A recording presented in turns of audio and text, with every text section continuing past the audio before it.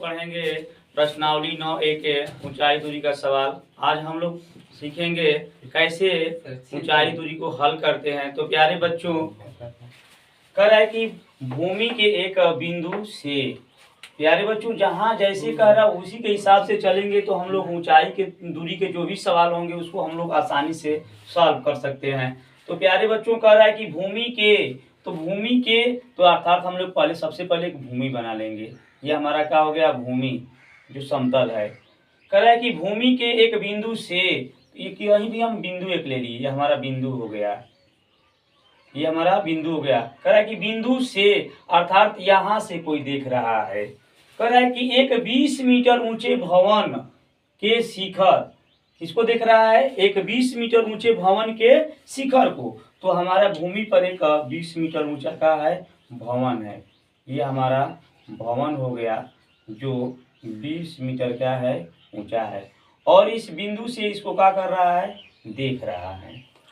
ठीक, कह रहा है कि 20 मीटर ऊंचे भवन के शिखर पर लगी एक संचार मीनार के तल, इस पर एक क्या है, संचार मीनार है, फिर इस पर भी एक मीनार है। संचार मीनार के तल और शिखर, तो प्यारे बच्चों संचार मीनार का ये शिखर हो जाएगा और ये हमारा तल हो जाएगा।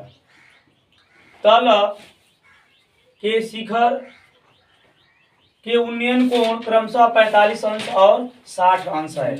यहाँ से कोई बिंदु से, ये हमारा बिंदु है, बिंदु से कोई व्यक्ति मीनार के तल और शिखर दोनों को यहीं से क्या कर रहा है, देख रहा है, ठीक ना, दोनों को देख रहा है। तो कह रहा है कि क्रमशः जो है 45 अंश और 60 अंश की क्या बन रहे हैं, उन्नयन कोण बन रहे हैं। उन्नयन कोण बच्चों हमेशा नीचे से कोई भी वस्तु को ऊपर देखा जाता है, ठीक ना, तब बनता है।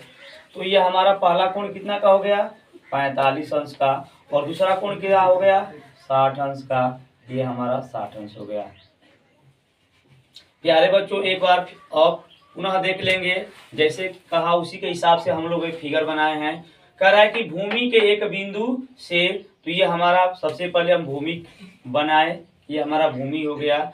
बिंदु से अर्थात यहाँ से कोई देख रहा है, क्या देख रहा है, तो एक 20 मीटर ऊंचे भवन, ये हमारा 20 मीटर का है ऊंचा एक भवन है, ठीक ना। भवन के शिखर पर लगी, इसके शिखर पर एक क्या है, हमारा मीनार, संचार मीनार है। मान लीजिए कि हमारा एंटीना ही है, टीवी टावर वाला।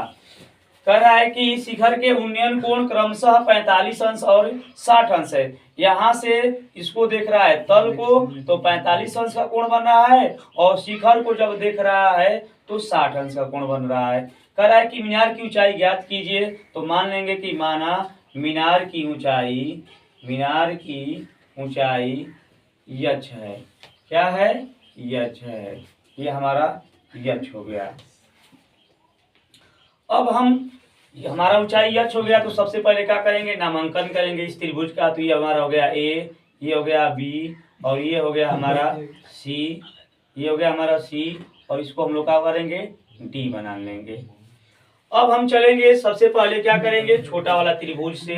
तो छोटा वाला त्रिभुज हमारा है बी सी डी, तो लिखेंगे त्रिभुज बी सी डी में, बी सी डी में। अब देखेंगे कि कोण क्या है, तो कोण हमारा 45 अंश है, तो लिखेंगे tan 45 अंश बराबर, तो tan बराबर क्या होता है बच्चों, तो लंब बटा में आधार होता है। तो लंब हमारा क्या है, तो BC है, और आधार क्या है, तो CD है। अब tan 45 अंश का मान क्या होता है, तो 1 होता है। BC का मान क्या है, तो 20 है, क्या है, 20, और CD को हम लोग क्या करें, रहने दें, या इसी तरह, तो ये हमारा हो गया CD। तो इसका भी बटा में क्या मान लें, 1 मान लेंगे। तो CD में 1 का पारा पढ़ेंगे तो ये हो जाएगा CD, और 20 में 1 का पारा पढ़ेंगे तो ये हो जाएगा 20। ये CD का मान हम लोग ला दिए 20। अब चलेंगे पुनः त्रिभुज किसमें, अब बड़ी वाली त्रिभुज में, ACD में, त्रिभुज ACD में। अब देखेंगे इसमें क्या है, तो tan 60 अंश का कोण बना है। तो tan बराबर क्या होता है, तो tan बराबर होता है लंब बटा में आधार। तो लंब हमारा क्या है, AC है, और आधार क्या है, CD है। अब देख रहे हैं कि AC में दो टुकड़ा है, एक टुकड़ा हमारा एक AC है और सॉरी AB है, और एक टुकड़ा BC है। तो हम AC को क्या करेंगे, जो खंड है सबको बांट देंगे। तो ये हो जाएगा एक टुकड़ा हमारा AB और प्लस लिख लेंगे BC, और बटे में क्या है हमारा CD, तो हम लोग CD रख लेंगे। tan 60 अंश, तो tan 60 अंश का मान क्या होता है, √3 होता है।